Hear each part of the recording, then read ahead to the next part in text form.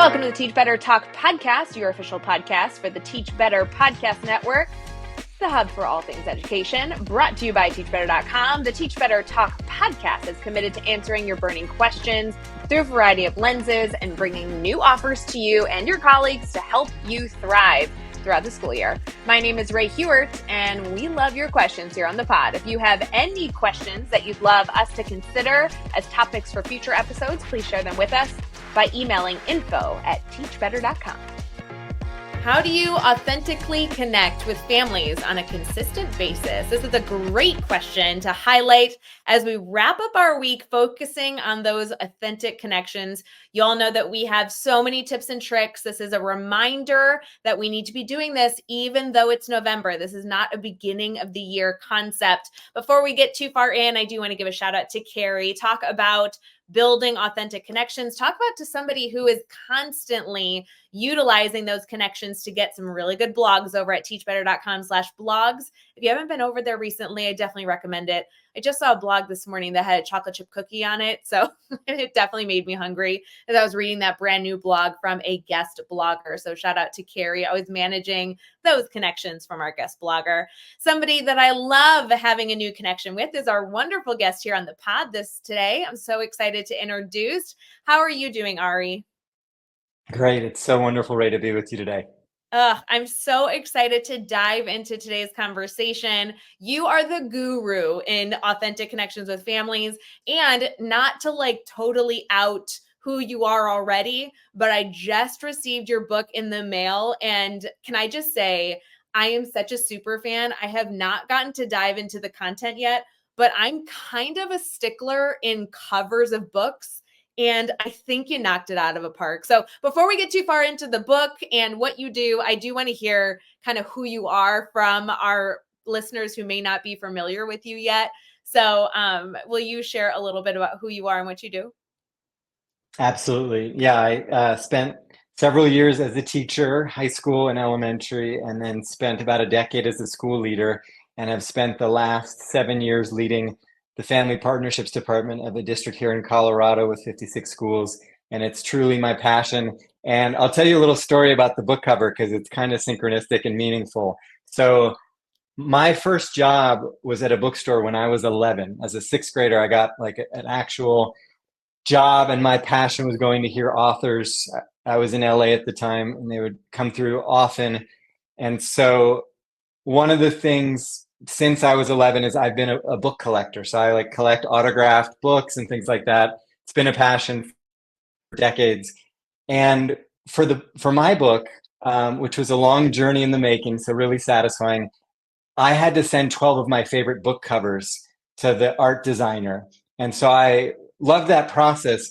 And when she picked out the 2 balls of yarn, it not only to me was like the most beautiful option of the dozen, but what was super synchronistic is that there's a team builder I lead with students as well as with families that you may have seen where you pass a ball of yarn around a circle and create this web of community and people share. And she had no idea that that was like a central practice in these teams. And so it's just incredible that she happened to guess that that was meaningful. And so, yeah, it's been a wonderful journey since the book came out last December. And I've really found my sweet spot in terms of within education, this deep passion for both research as well as best practice around how do we strengthen ties with families in ways that just have a host of benefits for everybody. Yeah, friends, for those of you listening on the pod and not watching over on YouTube, I do want to give you a little visual. Of course, it's published by one of our favorites, Solution Tree, so you know it's good. It is a beautiful, very simple white cover. The text is really beautifully done with a mixture of kind of our Teach Better green and a blue with a number of different ways that that's featured.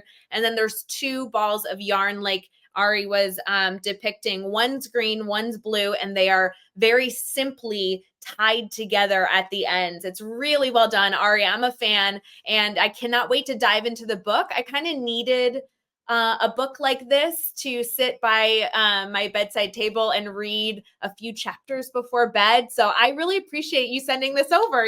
I'm very honored. Can't wait to hear your thoughts on it. And yeah, and it's been a real lessons, Ray, in like resilience, because I've been passionate about writing since my early days in the classroom as a teacher and even before. And I wrote a book on SEL that ultimately, after 10 years of writing, wasn't published. And so I was just incredibly persistent and clear. This, after hundreds of gatherings of these families and educator together teams that are the center of the book, I saw that there was something magical happening in the school communities where these teams happen. And so even though it was 9 o'clock at night, often when I'd been returning home, I would be capturing stories, just pen and paper. And it was super rewarding. In June, I didn't even know the book was nominated, but it was selected for the gold medal winner of best education book of this year. So I'm hoping it brings family engagement more into the forefront, because we know it matters, yet it's often on the back burner as we tend to all the urgent fires that are part of school life. Yet we know it's one of the 5 key levers, as the research out of Chicago says, to move from a good to great classroom or good to great school. So yeah, I'm excited it's starting to get out into the world more. Yeah, it's interesting you share that because most educators, I feel like most leaders, I mean, whether they're in the classroom or in a title that, a leadership role, more traditionally like a principal, we focus on family engagement early on in the year and we share information. And, I guess it's really interesting as we enter into November, this reminder that those connections need to be a focus. I'm excited to dive into this question. Before we get too far into that, Ari, we'd love to hear more about your story. Do you mind sharing with us what does it take to write a book? I mean, obviously you connected with a great publisher and you obviously had a story to tell. What was that process like?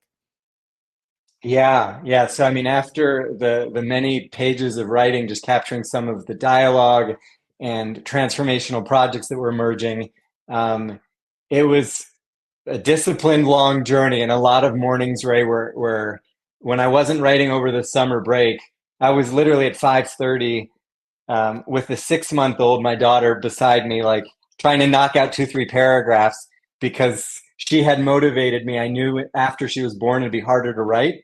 Little did I know that the writing process would take a lot longer than I think I anticipated.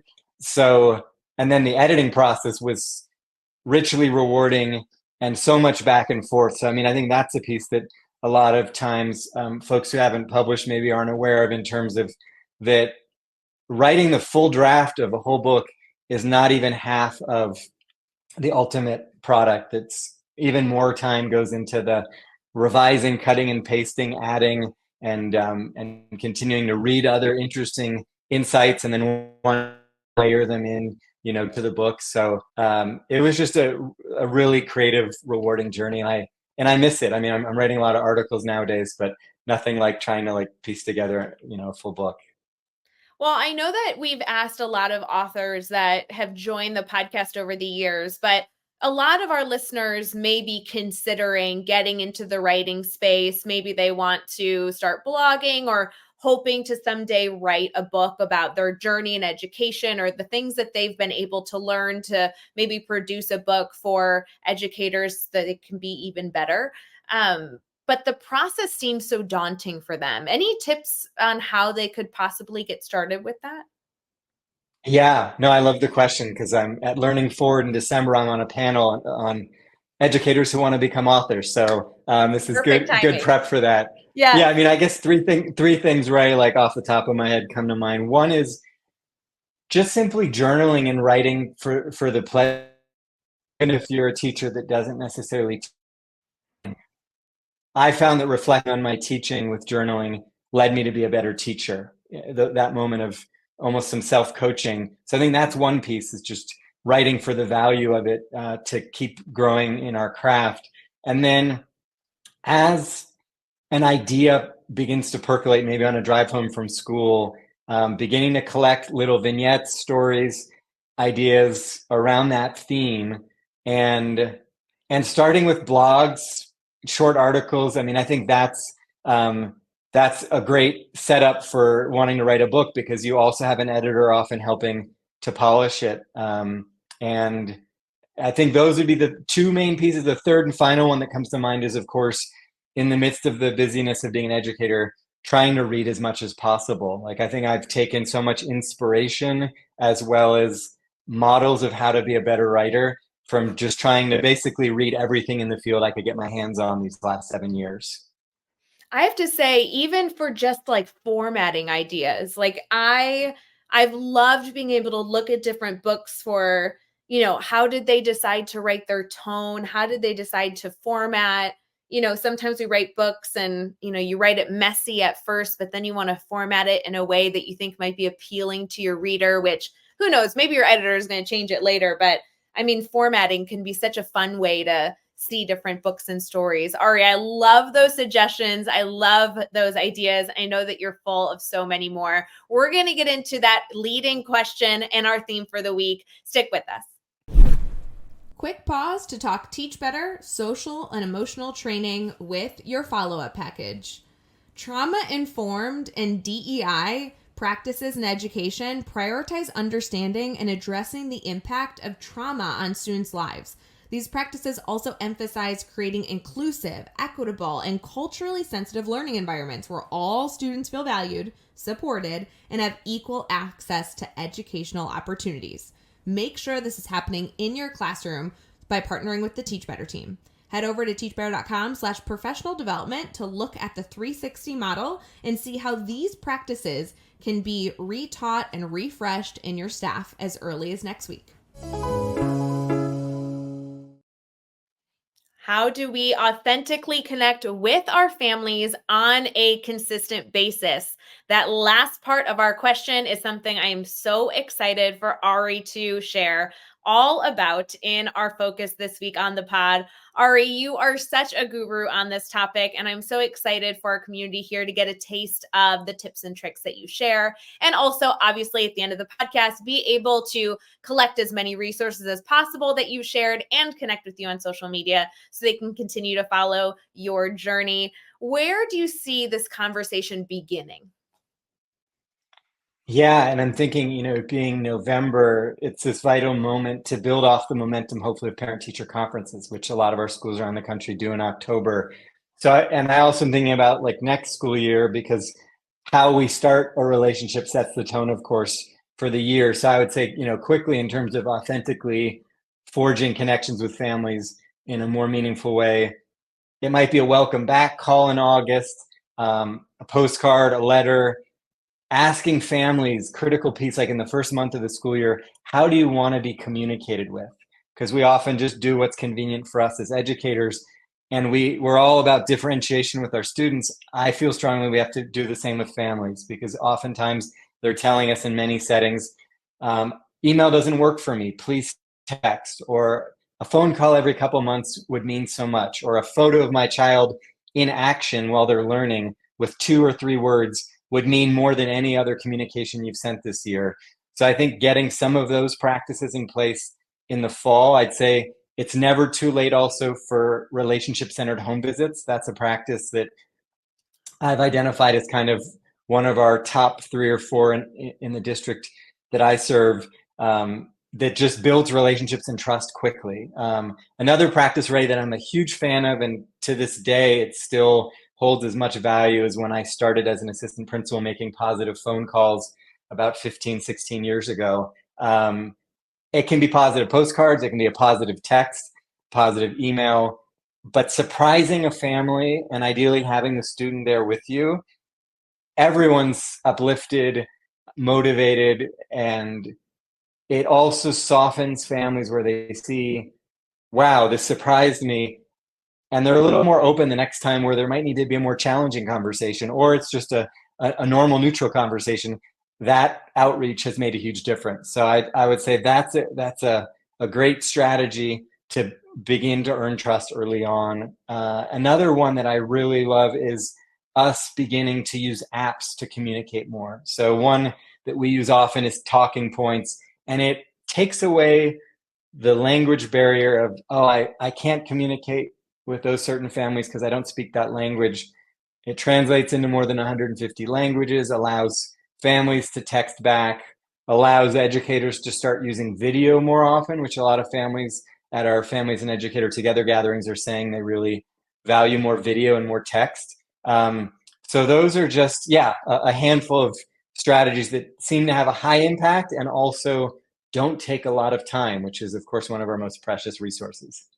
Yeah, Ari, I love this recommendation. I have so many more follow-up questions for you, and you're causing me to reflect, which I can only imagine our podcast listeners are also doing. When I facilitated a sixth grade classroom for many years, our students ended the class hour with a goal setting and reflection period of time. And this was like 3 minutes. I mean, it was literally like, what'd you do? Where are you going to pick up where you left off the following school day or the following school class hour? And more or less, this was kind of for the students to know where they left off. But it was really easy because in this essential like diary entry, it became something that was private. It was only something they could see.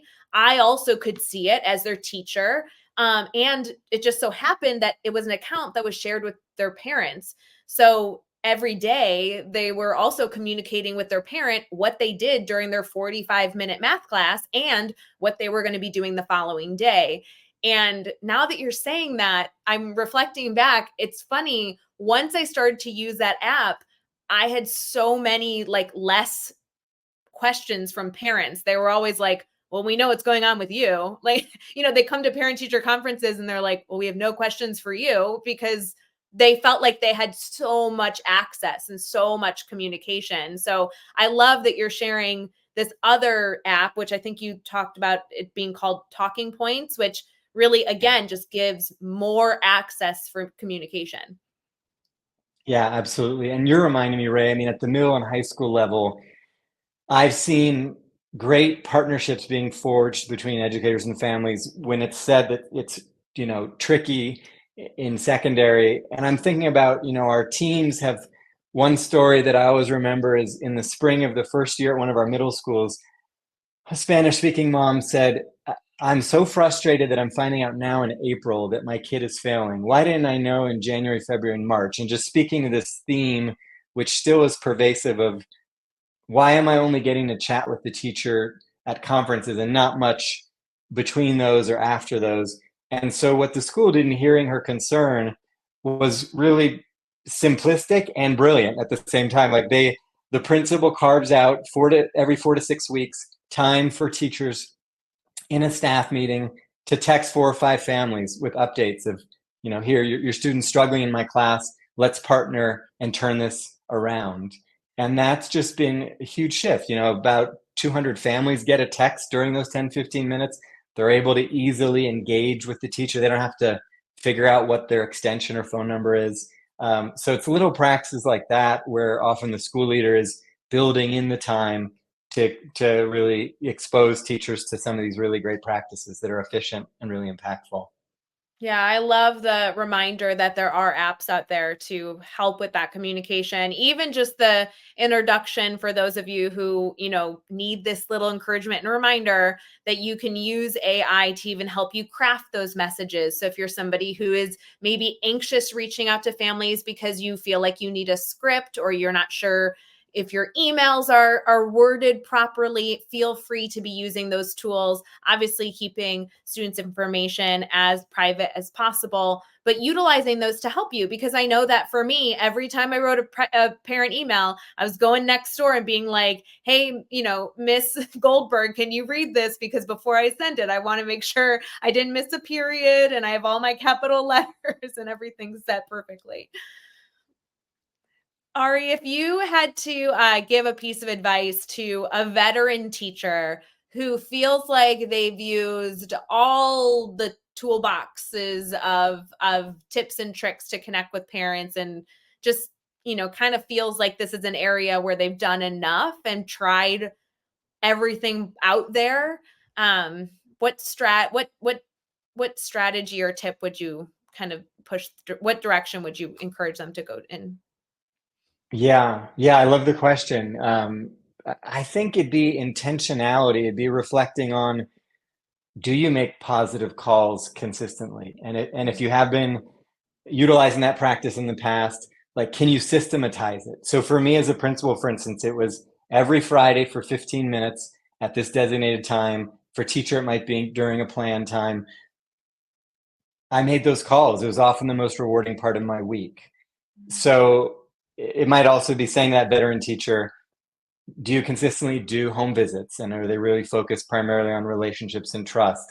Are you differentiating your communication with families? Are you finding creative ways to bring them into the classroom to celebrate learning? I've seen a couple of teachers I've worked with be really innovative in that respect.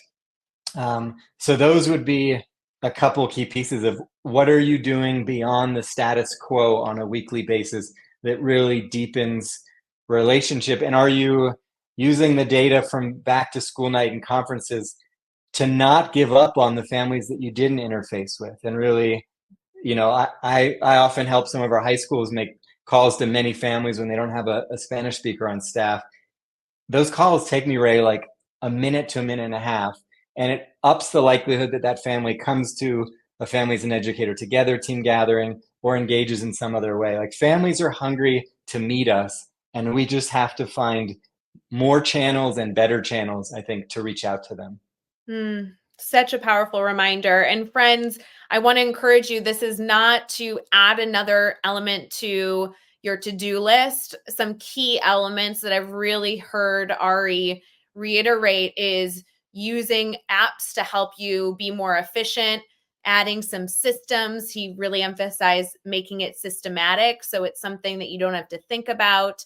And, questioning if there's an area that you can improve in, and just constantly being reflective. And that element of reflective will allow us to be a little bit better each and every day. Don't go anywhere. We are going to be highlighting our key takeaways and, of course, sharing all of the information that we have so you too can connect with our guest.